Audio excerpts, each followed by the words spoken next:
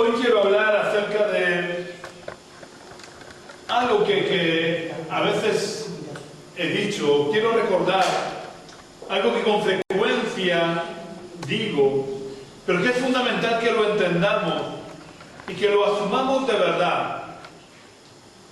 Me estoy refiriendo a que ninguno de nosotros somos frutos de la casualidad.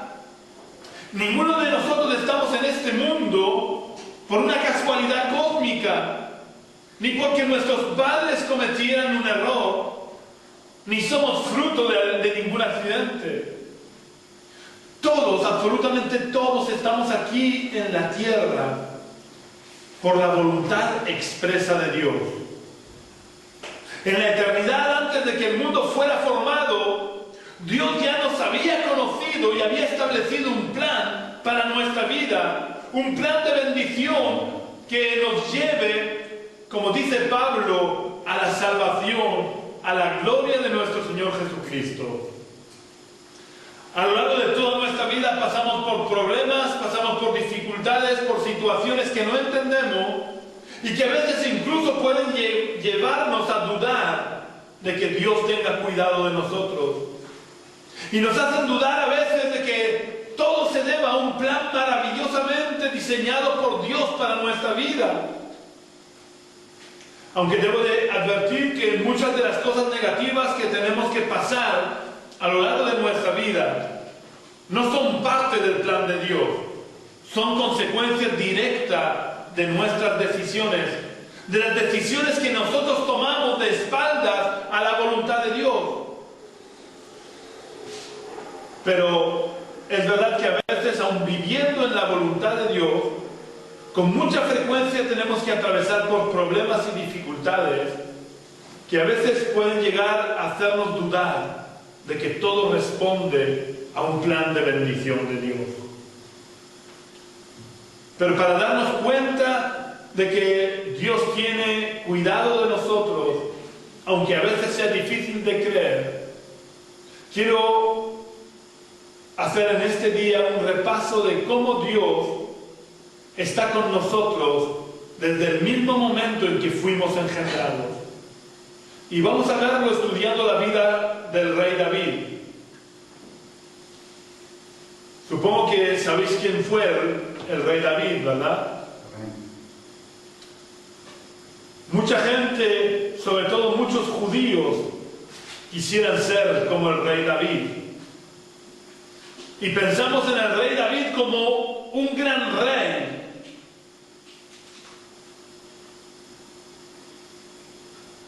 Pero David no fue solo un gran rey. David tuvo que pasar por momentos muy difíciles en su vida. No todo en la vida de David fue color de rosa. Y hoy vamos a verlo, y quiero que empecemos viendo lo que David escribe en el Salmo 139, versículos 15 y 16.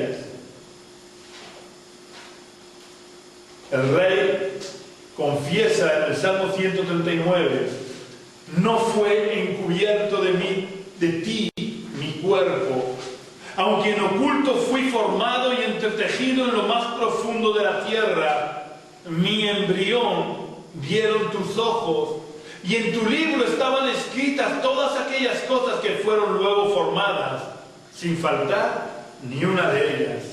Vamos a orar al Señor. Señor, gracias porque, como David, yo también puedo decir, mi embrión vieron tus ojos, Señor.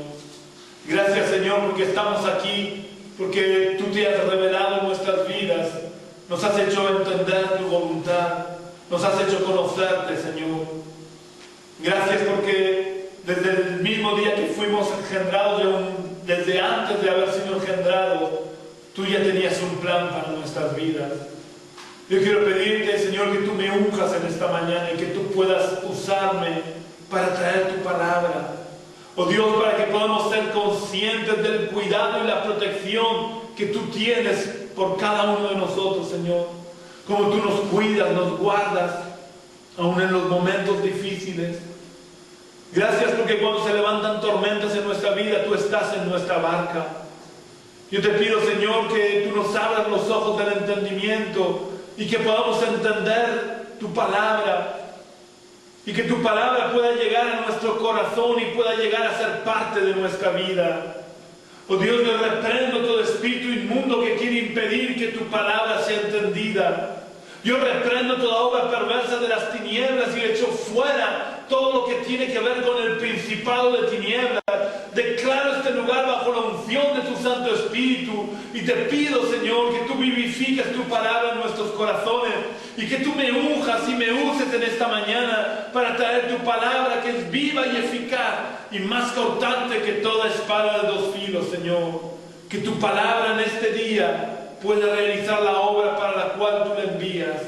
Oh Dios, y que tú unjas tu palabra aún a través de las emisoras de radio y de internet, para que quien escuche este mensaje pueda ser tocado por el poder de tu amor. En el nombre de Jesús. Amén. Aquí el rey David emplea una metáfora y dice: en oculto fui formado y entretejido en lo más profundo de la tierra. Pero para poder entender esta metáfora que usa el rey David, tenemos que tener en cuenta que el rey David conocía los escritos de Moisés, porque David desde pequeño tuvo relación con Dios, amó a Dios y conoció la ley de Dios. Así que él sabía lo que Moisés había escrito en cuanto a la creación y sabía que el hombre y la mujer habían sido formados del polvo de la tierra. Así que no es extraño que él empleara esta metáfora diciendo que había sido formado y entretejido en lo más profundo de la tierra, puesto que la mujer había sido creada del polvo de la tierra y él estaba refiriéndose a su desarrollo embrionario dentro del vientre de su madre. David en estos versículos está reconociendo que ya tenía el control del desarrollo de su vida mientras aún se estaba formando en el vientre de su madre. Y reconoce que Dios tenía escrito en su libro todo el plan de bendición para su vida. Estos versículos son un absoluto reconocimiento del cuidado, de la protección de Dios y de que Dios tiene un plan maravilloso para cada uno de nosotros. Lo que nosotros tenemos que hacer es entrar en sus planes y en sus propósitos para que Dios pueda glorificarse en nosotros y pueda cumplir el plan y el propósito que Él tiene para nuestra vida. Esta no era una experiencia única de David. Dios ya te veía y me veía en el vientre de nuestra madre, cuando no éramos más que un puñado de células en desarrollo. Él ya nos miró, nos amó y tenía un plan maravilloso para nuestra vida. Dios quería que llegáramos a alcanzar la salvación y que fuéramos partícipes de la gloria de nuestro Señor Jesucristo, cuando a los ojos de los hombres no éramos nada. En las primeras etapas de la vida embrionaria, cuando aún ni la madre sabe que está embarazada, Dios ya nos amó y quiso bendecirnos y preparó un plan de bendición para nuestras vidas. Vamos a ver cómo este no fue solamente el caso de David, sino que puede generalizarse a todos nosotros. Vamos a ver dos ejemplos en la Biblia que hablan de esto mismo, refiriéndose a otras personas, para que nos demos cuenta que esto es también por ti y va también por mí. El primer ejemplo que vamos a ver es el caso de Jeremías. Quiero que leamos en el capítulo 1 del libro de Jeremías, los versículos 4 y 5, donde Dios le habla a Jeremías. Y quiero que leamos con atención lo que Dios le dice al profeta Jeremías en Jeremías capítulo 1 y versículos 4 y 5.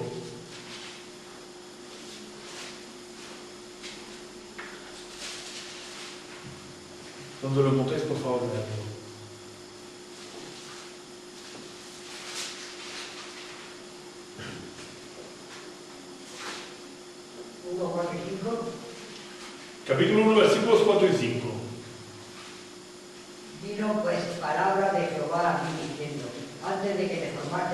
siempre te conocí, y antes de que nacieras te santifiqué, te dijo profeta a las naciones. Dios ya había conocido a Jeremías antes de que fuera formado en el vientre de su madre. Y quiero resaltar el hecho de que Dios le dice, antes que te formara en el vientre. Es decir, no fue engendrado y formado por su madre. No fue fruto de la casualidad. Dios mismo se encargó de formar a Jeremías en el vientre de su madre.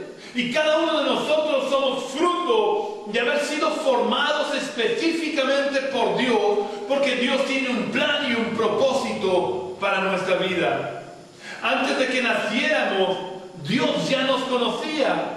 Dios ya nos había amado y había establecido un plan de bendición y de salvación para cada uno de nosotros. Y todo lo que vivimos que no se ajusta a este plan de bendición se debe al intento de Satanás de sacarnos del plan de Dios. Pero también puede deberse a las decisiones equivocadas que muchas veces tomamos. Pero si nos humillamos delante de Dios, si le entregamos a Dios el control absoluto de nuestra vida, aun de los errores que cometemos, Dios saca bendición.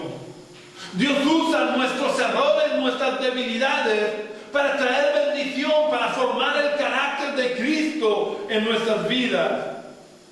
Por eso el apóstol Pablo dice que a los que amamos a Dios, todas las cosas nos ayudan a bien, aun las que son fruto de nuestros errores, aun de las cosas negativas que ocurren porque nos hemos salido del plan y del propósito de Dios. Si nosotros somos humildes, si nos humillamos delante de Dios, reconocemos nuestros errores y le pedimos perdón aún las consecuencias negativas de nuestros errores, a la larga Dios las transforma en bendición porque sirven para formar en nosotros el carácter de Cristo. David había dicho en el Salmo 139 que Dios tenía escrito en su libro todas las cosas que iban a acontecer en su vida. Y Dios en estos versículos que hemos leído en el libro del profeta Jeremías le confirma a Jeremías que él tiene un plan para su vida. Jeremías no se levantó una mañana inspirado y con el deseo de ser profeta. Dios, desde la eternidad, antes de que Jeremías hubiera sido engendrado y antes de que hubiera nacido, ya Dios lo había conocido, lo había amado y había preparado un plan para su vida. De la misma manera, Dios nos ha conocido a nosotros, nos ha amado y ha establecido un plan para nuestra vida, para que podamos alcanzar la gloria de la salvación en Cristo Jesús. Vamos a ver ahora el segundo ejemplo que confirma que las palabras de David no eran una excepción que se cumplían solamente en él, sino que era algo general que nos ocurre a todos nosotros. Vamos a leer en Gálatas capítulo 1, versículos 15 y 16. Y vamos a leer las palabras del apóstol Pablo, que concuerdan perfectamente con las palabras del rey David en el Salmo 139. Gálatas capítulo 1, versículos 15 y 16 nos dice, cuando lo encontréis, leerlo, por favor. Pero cuando agradó a Dios, que me apartó desde el vientre de mi madre y me llamó por su gracia, revelar a su Hijo en mí, para que yo le predicase entre los gentiles, no consulté enseguida con carne y sangre. Vemos como Pablo reconoce lo mismo que David, que desde antes de que él naciera, Dios ya lo había conocido, lo había amado y lo había guardado. Pero además por sus palabras podemos deducir que él entiende que su vida, al igual que la de David y al igual que la de Jeremías, respondía a un plan perfecta y maravillosamente diseñado por Dios. Dios lo había llamado desde el vientre de su madre para que cuando se cumpliera el tiempo de la voluntad de Dios, Pablo lo sirviera predicando el Evangelio a los gentiles. Aunque Pablo, por su carácter, por su vida, por lo que había recibido desde su infancia, comenzó persiguiendo a los cristianos. Pero cuando se cumplió el tiempo de la voluntad de Dios, Dios se reveló a Pablo y Pablo entró en el plan y el propósito de Dios.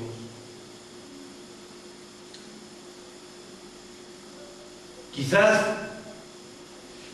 Dios, que te conoció desde el vientre de tu madre, no te ha llamado a predicar el Evangelio. A lo mejor Dios te ha llamado a ser agricultor. Pues sirve en el campo a Dios. Y sirve con tus compañeros de trabajo a Dios. A lo mejor Dios te ha llamado a ser ama de casa. Pues sirve a Dios con tus hijos, educando a tus hijos y cuidando de tu familia. A lo mejor Dios te ha llamado a ser albañil. Pues sirve a Dios construyendo casas y siendo de testimonio para tus compañeros, para tus jefes y para las personas que se van a beneficiar de tu trabajo.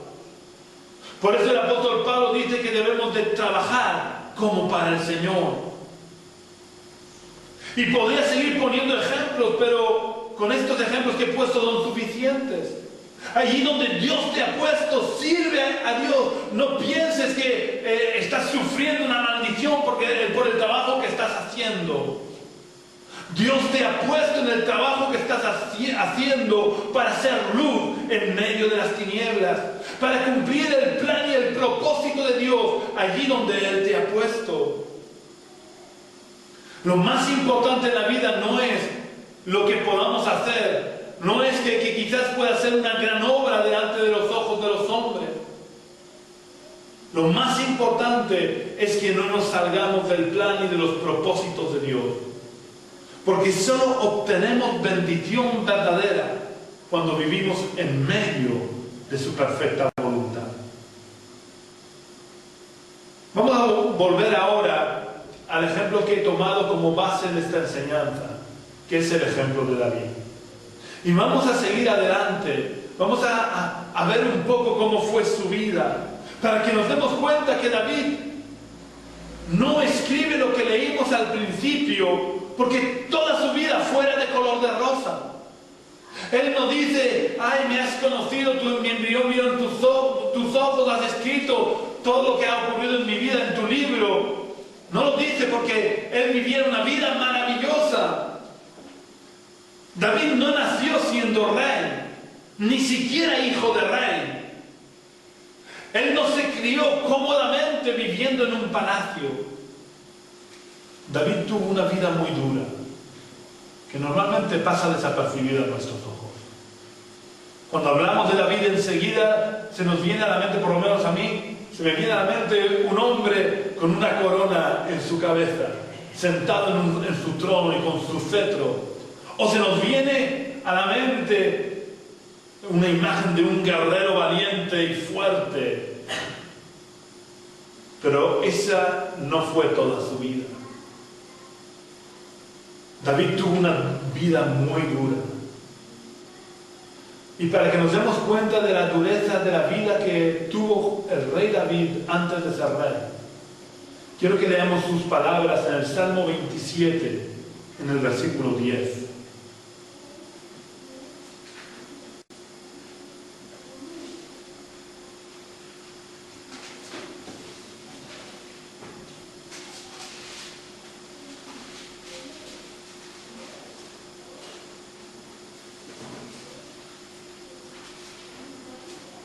Aunque mi padre y mi madre me dejaran, con todo Jehová me recogerá. David, como leímos al principio, sabía que Dios tenía cuidado de él y que tenía un plan para su vida. Pero como os acabo de decir, esto no significa que David tuviera una vida cómoda y fácil. ¿Os habéis parado a pensar un poco por qué David escribe estas palabras? David dice, aunque mi padre y mi madre me dejaran, con todo Jehová me recogerá. ¿Por qué escribe David estas palabras? Pues soy sincero, yo jamás hubiera escrito estas palabras. A mí no se me hubieran ocurrido. Porque yo he crecido, desde que nací he crecido en un hogar estable, en un hogar en los que mis padres jamás hubieran pensado en abandonarme. Yo he crecido en un hogar en los que mis padres tuvieron cuidado de mí, me amaron, me educaron y me ayudaron en todo lo que necesité. Por eso jamás podría haber escrito esto de aunque mi padre y mi madre me dejaran, porque nunca se me hubiera ocurrido que ellos pensaran dejarme. Así que si David escribió aunque mi padre y mi madre me dejen, es porque él en más de una ocasión se sintió abandonado por sus padres. Si leéis todos los pasajes en los que se habla de David en la Biblia, y sobre todo el pasaje en el que Samuel llega a la casa de su padre Isaí, nos daremos cuenta que nunca se menciona a la madre de David. Y es raro porque si leemos en los libros de Reyes, en los libros de Crónicas, casi siempre se nombra quién fue la madre del rey. Sin embargo, de David no se sabe quién fue su madre. Es una absoluta desconocida. Y esto la verdad es que es raro. Cuando Samuel va a santificar a Isaí y a todos sus hijos y los invita al sacrificio, no lleva a la madre de David. La madre de David no aparece por ningún lado. Por lo que es probable que David fuera huérfano de madre. A lo mejor le ocurrió a la madre de David como a Raquel, que cuando dio a luz a Benjamín, murió en el parto. Es posible que al dar a luz a David su madre muriera y que tanto Isaí como sus hermanos lo responsabilizaran de la muerte de su madre.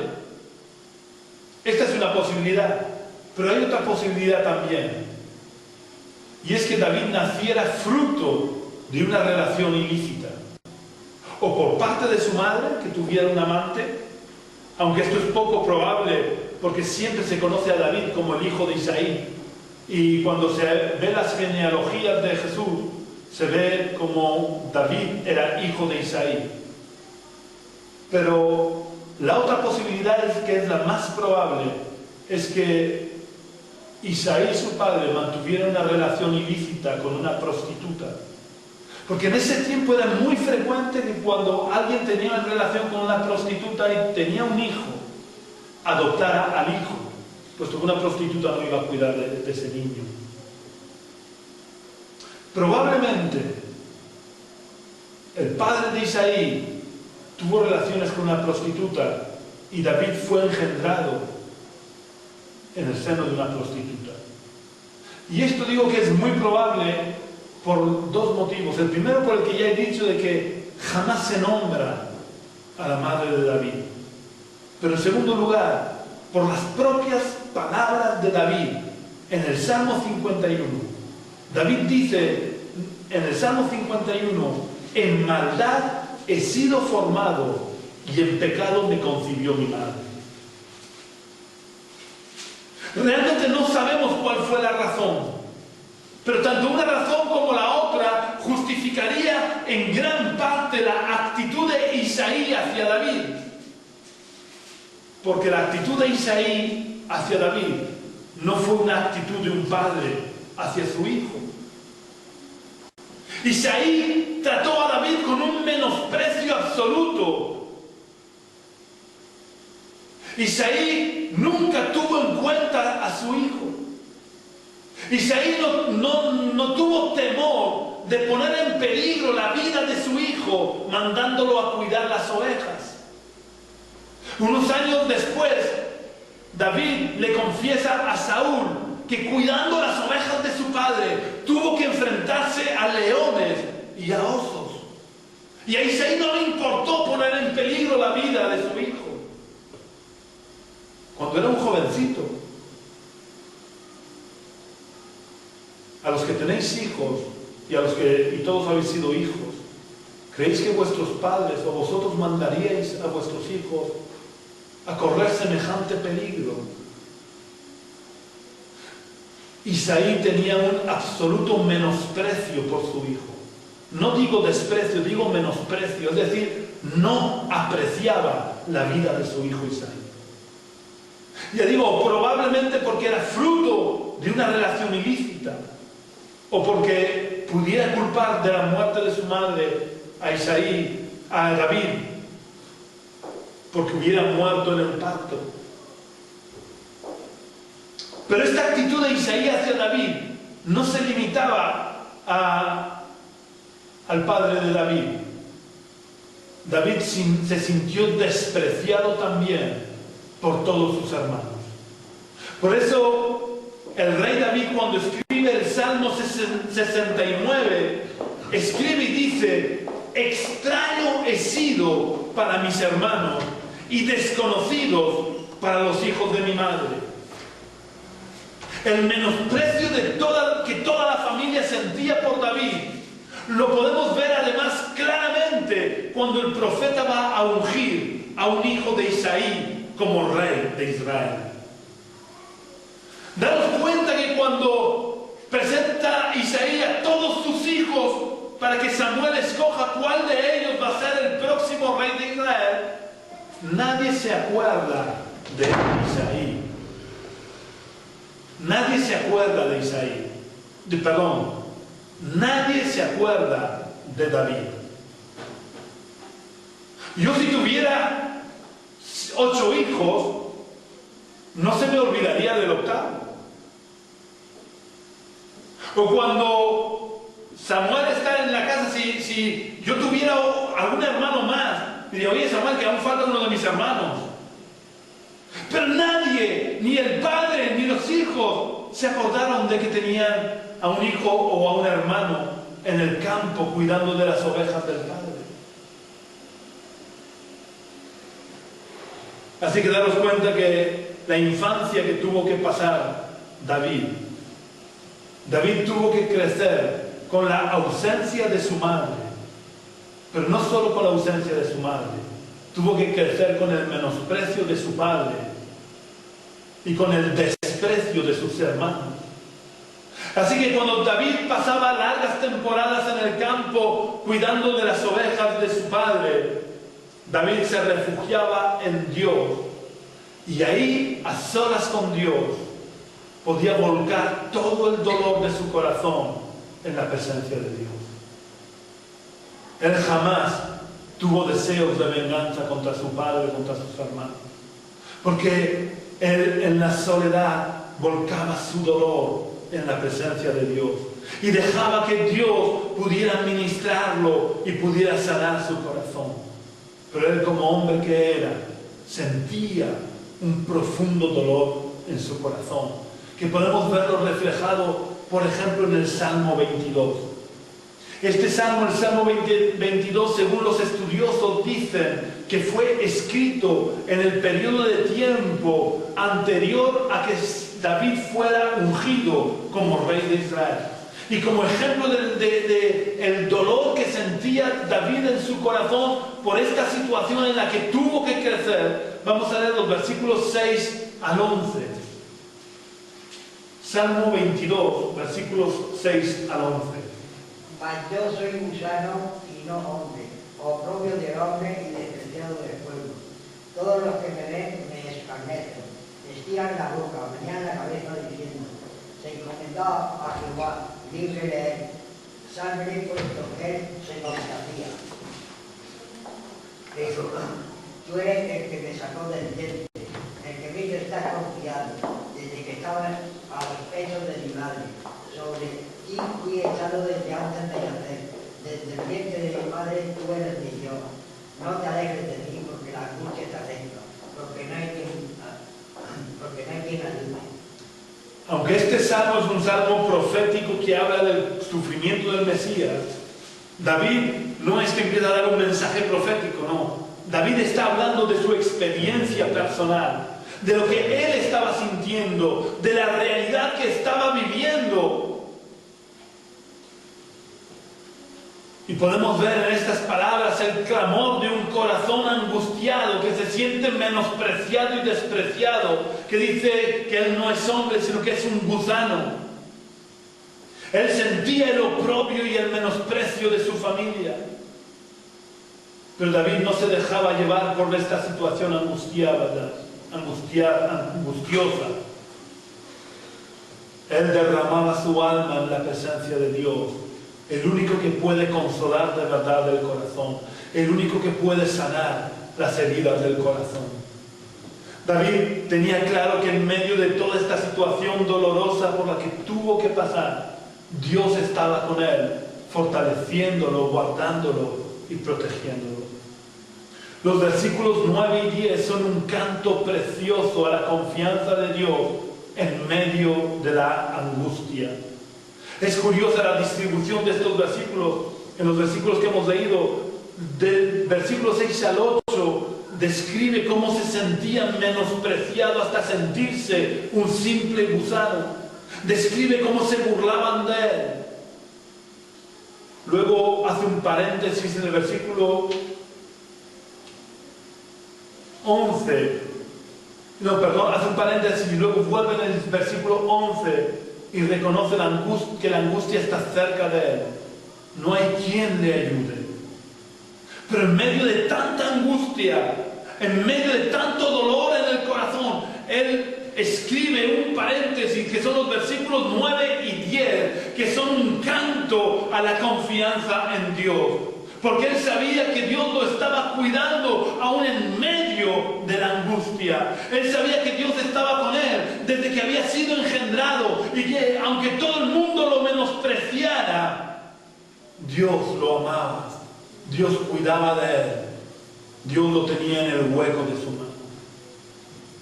Y por todo este menosprecio que David sintió, empezando por su padre y siguiendo por sus hermanos, David escribió: aunque mi padre y mi madre me dejen, con todo Jehová me recogerá.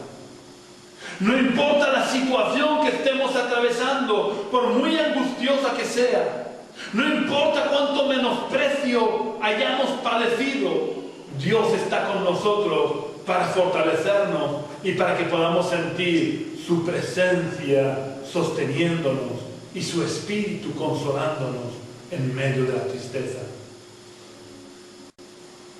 Pero sabéis, el momento en que David fue ungido por Samuel como rey de Israel, no terminaron los menosprecios que tuvo que aguantar, ni terminaron las injusticias que él tuvo que pasar. Al cabo de cierto tiempo, Israel entró en guerra con los filisteos. E Isaí, su padre, quería tener noticias de sus 3 hijos mayores que estaban en el ejército de Saúl. A Isaí no le preocupaba ni de que su hijo David tuviera que pelear con leones y con osos. Pero esos 3 hijitos mayores, a ver si les había pasado algo en el combate. Así que coge un día y le dice a David: oye, deja las ovejas un momento, que no puedo vivir pensando en tus 3 hermanos mayores. A ver si están bien. Así que cógete toda esta comida que he preparado con cuidado, con esmero para tus hermanos. No te la comas por el camino, que es para tus hermanos. Y cuando llegues ahí te informas bien de cómo están tus hermanos. Y me traes alguna prenda de ellos para que yo sepa que de verdad están bien. Y te vuelves para aquí. Así que David, que era un hijo obediente a pesar del menosprecio que sufría, cogió los bártulos y se fue hacia el frente. Y allí se encontró con sus hermanos. Y yo quiero que leamos las palabras que le dedica su hermano mayor, para que nos demos cuenta que realmente lo despreciaba. Vamos a leer en 1 de Samuel capítulo 17 y versículo 28.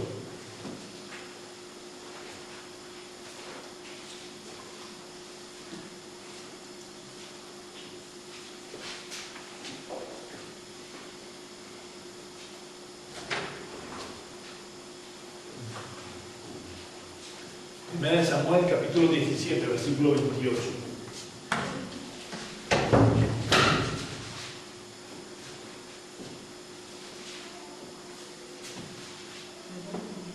1 Samuel capítulo 17, versículo 28.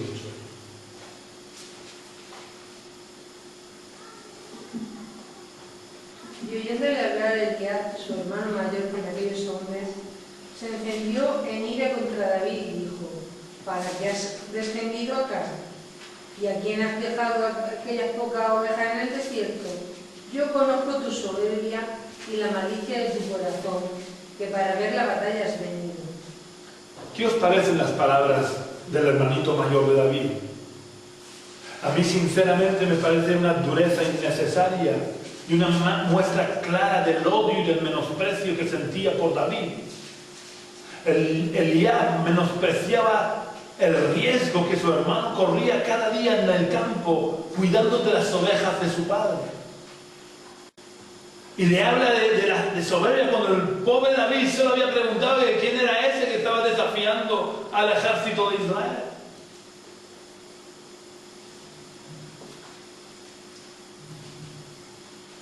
Imaginaros en qué condiciones, en qué circunstancias tuvo que crecer David en medio de este ambiente lleno de menosprecio hacia su persona. Pero David no guardó rencor porque había encontrado refugio donde descargar sus penas. Ese refugio era Dios. Por eso en el Salmo 9 dice: Jehová será mi refugio, Jehová será refugio del pobre, refugio para el tiempo de angustia. En el Salmo 18 dice: Jehová, roca mía y castillo mío, mi libertador, Dios mío, fortaleza mía, en él confiaré, mi escudo y la fuerza de mi salvación, mi alto refugio. Hay muchos otros salmos donde David expresa su confianza en Dios, donde expresa cómo Dios ha sido refugio en medio de la angustia. Por eso David fue un buen rey, porque él había aprendido en la escuela de la vida en no buscar venganza, en no devolver mal por bien, en buscar refugio en medio de la angustia, en el único que puede sanar el corazón. Él había aprendido durante su niñez, su adolescencia y su juventud a descargar quizás su odio que pudiera llegar a sentir, o por lo menos todo su dolor, a descargarlo en la presencia de Dios para no manifestarlo contra aquellos que le estaban haciendo daño. Pero las angustias de David no terminaron cuando él salió de la casa de su padre.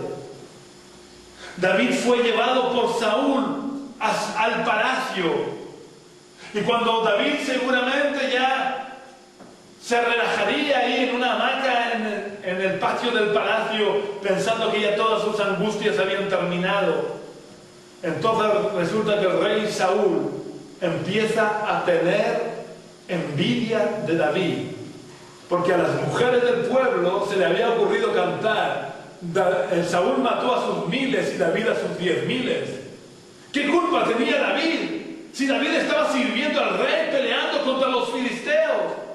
¿Qué culpa tenía David de que las mujercitas del pueblo cantaran que Saúl había matado a sus miles y David a sus 10.000? Pero eso hizo que en el corazón de Saúl se engendrara la envidia.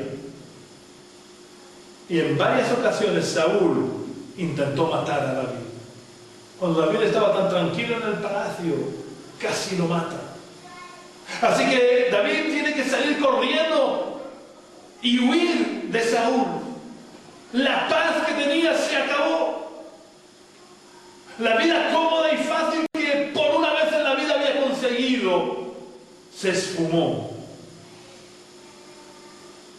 Y cuando la gente oyó que David había huido y que se estaba escondido por las cuevas, ¿sabéis quiénes se juntaron con él? La crème de la crème, que dicen los franceses. Lo mejorcito de la sociedad. Si leéis en Samuel, dice que se juntaron a él todos los afligidos, todos los que estaban endeudados y todos los que se hallaban en amargura de espíritu. Pero ¿sabéis por qué se juntaron a él? Porque David tenía un corazón alegre en medio de la angustia. Porque si tú estás angustiado, con quien menos te vas a juntar es con otro angustiado. Pero David transmitía paz a pesar del dolor de su corazón, porque había aprendido a volcar su dolor y su angustia en las manos de Dios. Daros cuenta del menosprecio que sentía la familia. Es verdad que si leéis este pasaje donde dicen esto, que los afligidos, enlutados y angustiados se juntaron con David, dice que su padre y sus hermanos fueron con él. Pero daros cuenta de la mala relación que tenían los hermanos con David, que aun siendo soldados, habiendo sido soldados de Saúl, quien tuvo que hacerse cargo de los ejércitos que empezó a formar David, fue un sobrino suyo. Ninguno de sus hermanos, que estaban acostumbrados a pelear en el campo de batalla, quisieron ayudar a su hermano. Y tuvo que ser Joab, hijo de Sarvia, hermana de David, el que se hizo cargo de los ejércitos de David.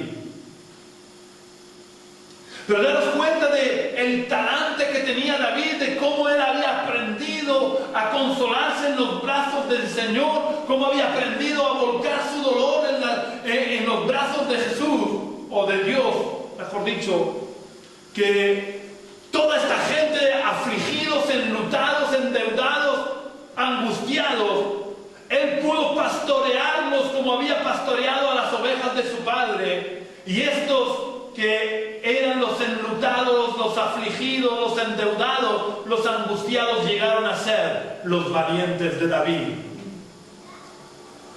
Que si os queréis entretener en leer en Samuel, es interesante ver las proezas que hicieron estos hombres. Y todo fue porque un hombre había aprendido a sufrir el dolor y volcarlo en aquel que puede ayudar. No sirve de nada ni que te vengues, porque Dios dice: no os venguéis por vosotros mismos, sino dejad lugar a la ira de Dios, porque mía es la venganza, yo pagaré, dice el Señor.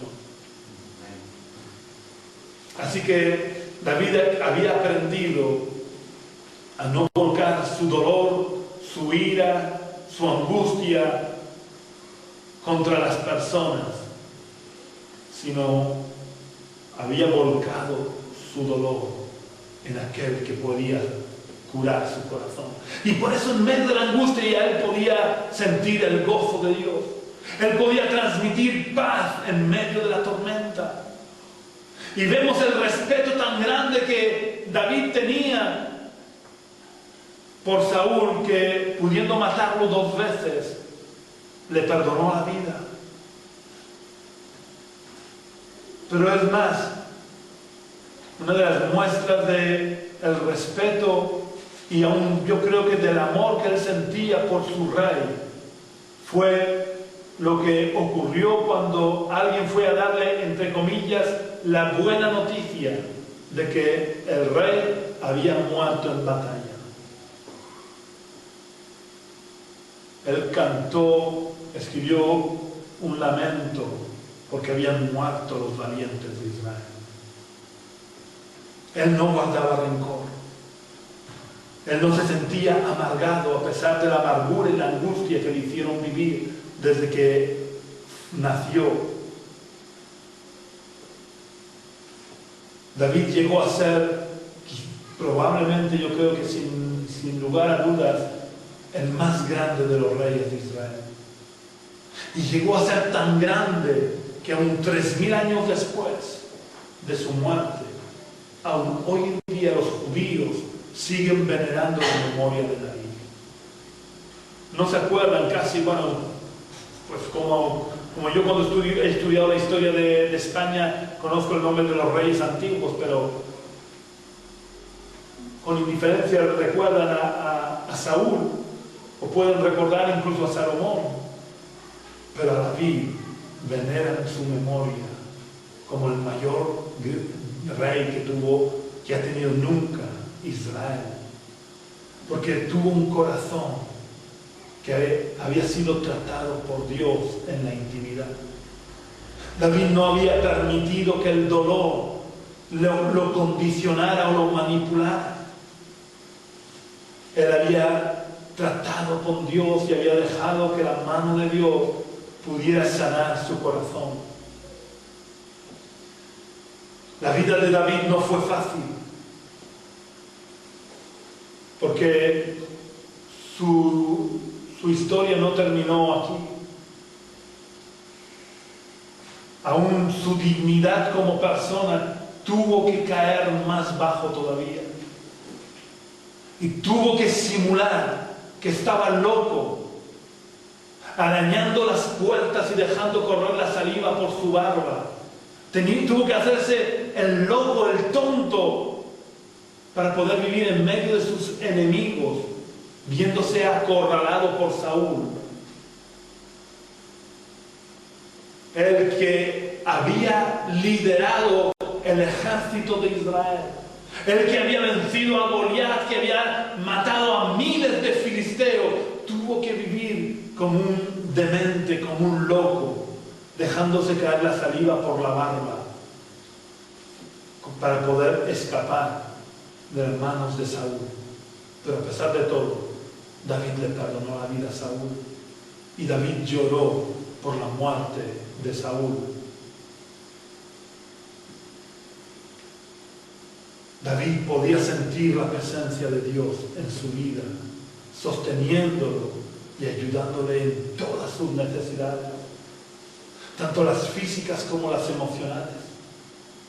Porque Dios no solo quiere nuestra salvación eterna, Él no solo quiere la salvación de nuestra alma, Dios quiere una total y completa restauración de nuestra vida. Por eso Jesús también se presentó diciendo que Él había venido a sanar a los quebrantados de corazón. Él vino a sanar las enfermedades físicas, pero también vino a sanar a los quebrantados de corazón. Él quiere tratar con cada uno de nosotros, no importa el grado de angustia por el que hayamos tenido que pasar. No importa el daño que nos hayan hecho.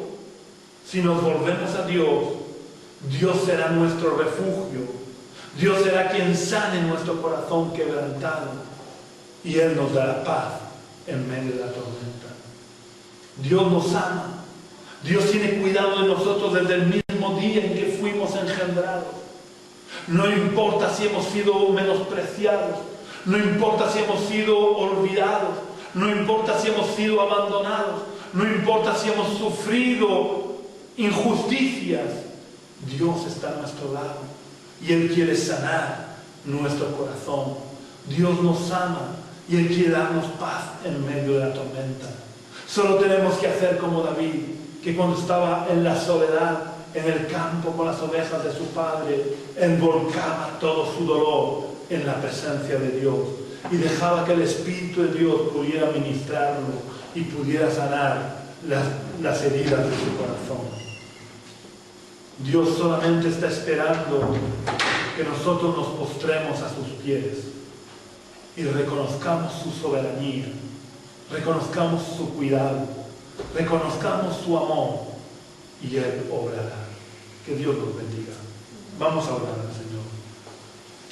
Señor, queremos darte las gracias por tu palabra. Gracias, Señor, porque tú nos cuidas, porque tú nos guardas.